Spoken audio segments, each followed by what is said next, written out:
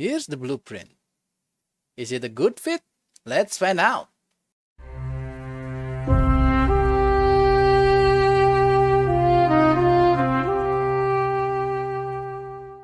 Hello everyone, welcome to Salvanose Gaming. In this video, we're going to talk about the best place to build your village from early game all the way to the end game. First, let's talk about the location. For my experience playing, this is one of the best spots to build your village.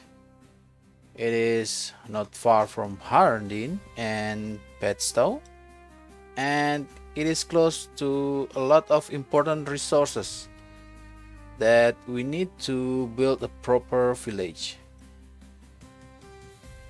I also marked some early resources location manually on the map to help you get started.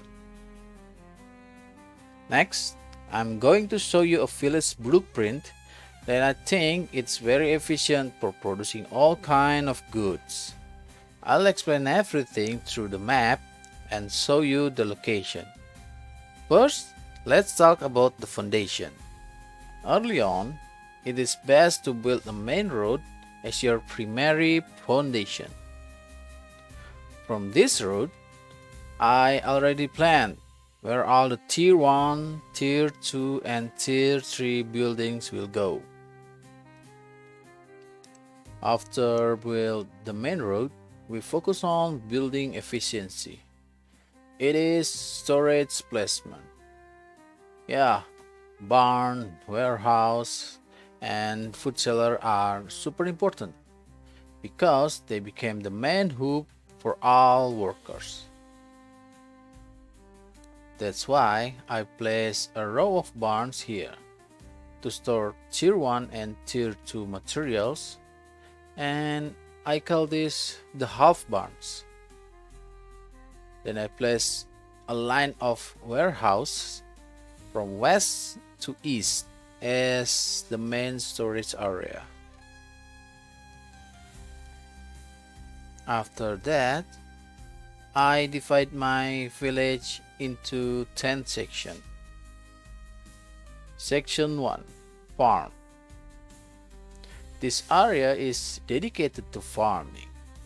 I place barns here to store farming materials like seed, fertilizer, and hose. Section 2, Tier 1 Workstations. Right in front of the half barn, I place all the Tier 1 workstation like thresher, mixing bucket, pit saw, and more. Section 3, Tier 2 Workstation. Here I built 2 tool makers, 2 weaver's hut, and 1 tanner's hut. Around the weaver's hut, I place weaver's looms as a buffer, and near the tanner's hut, I line up drying racks and tanning racks. Section 4, Town Hall.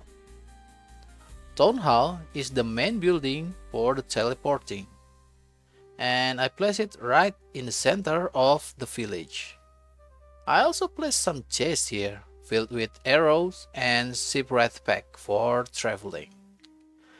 I added 2 simple workbenches as well. They are useful for quick sorting and for producing early trade goods. Next to the town hall, I built cabins, a market, and a caravan to manage outpost item inside the base. Section 5, Tier 3 Workstation.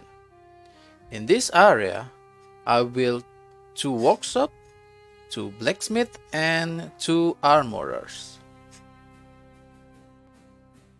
Section 6, Rorqual Field. I intentionally left this area empty as a gathering point for villagers. It is right in front of the town hall and act as the center of the village.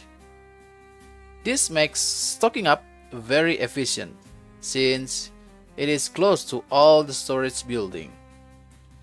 I also placed several staging ground here, including one for safe food and combat food. And I might explain this more in the separate video. Section 7. Ingot production. Here I built 5 smelters, 2 coal burners, and 6 bloomeries. I prefer bloomeries over furnace because both smelters and bloomeries use log as a fuel. Logs will process into charcoal and wood, so I don't need to worry about peat supply anymore. Section 8. Food production and housing. In this area, I built 9 inns along with extra cauldrons for cooking fish stew. There are also 2 barns and 2 wells here as the main raw material storage. So chef can grab ingredients directly from here and take water right next to barn. I also added smoking racks and campfire as the buffers. Besides that, I placed 1 food cellar and 4 barns next to it to store surplus food and extra supplies. This area is very important because food is the key to both production and combat efficiency. Next to that area, I built a butchery along with a special barn for carcasses and butter products. Since animal supply is abundant and hunters are very efficient, that's why I built multiple butcheries. Section 9. Caravan trade. Here I built 14 small caravan stations for trading. Section 10. Harvesting, foresting and hunting. This area is pretty large because it is spread across the different corners of the village. As an extra addition, I placed a river dock here for companion transportation. Now, you might be wondering, how do we defend the village we already liberated, right? Stay tuned, because I'll talk about that in a separate video about Bellwright magic. And that's it. That's the best place to build your village from early to late game with the full blueprint. This is just how I plan and build my village. You can try experimenting and build it your own way.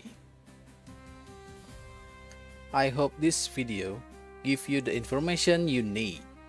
Don't forget to subscribe for more Bellwright tips and leave a comment if you have any question. Thanks for watching. See you in the next video. Bye bye. Hold the position. Hold on.